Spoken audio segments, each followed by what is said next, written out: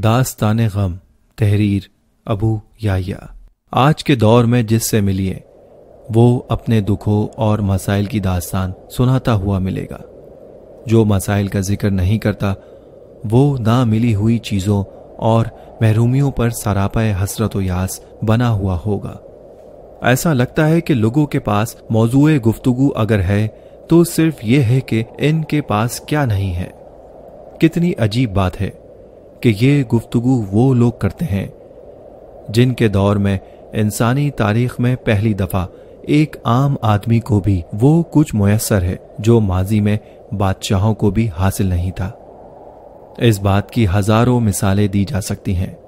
मसलन ये कि आज के लोगों को रफ़ाए हाजत के लिए कमरे से बाहर भी नहीं जाना पड़ता और इसी अटैच बाथरूम में वो सख्त सर्दी में गर्म पानी से नहाते हैं, जबकि सख्त गर्मी में ठंडे एसी और मुसलसल हवा वाले पंखे की सहूलत कभी किसी फातेह आलम को भी नहीं नसीब ना हो सकी। हजारों मील का सफर चंद घंटे में तय करके मक्का पहुंचने की सआदत कभी किसी पैगंबर के हिस्से में भी नहीं आई, मगर आज के हर इंसान के लिए ये मामूल की बात है। इन जैसी ना जाने कितनी मिसालें हर सू बिखरी हुई हैं, मगर कोई शख्स इनको दरियाफ्त करके अपने मालिक के हुजूर सजदे में नहीं गिरता। कोई नहीं जो रोता और गिड़गड़ाता हुआ ये कहे कि परवरदिगार तूने मुझे वो दिया जो बादशाहों को दिया ना नबियों को मिला।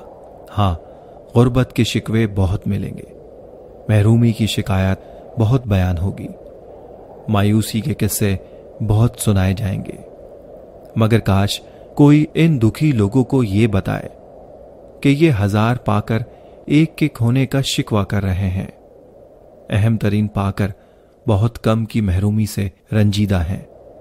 काश ये लोग इस हकीकत को जान लें तो इनके दुख के आंसू शुक्रगुजारी के मोतियों में बदल जाएंगे, इनकी महरूमियां एहसान मंदी के लहजे में ढल जाएंगी। फिर एक रोज खुदा इन्हें हमेशा हमेशा के लिए अपनी खत्म ना होने वाली नेमतों में बसा देगा, जहां कोई दुख होगा ना कोई महरूमी।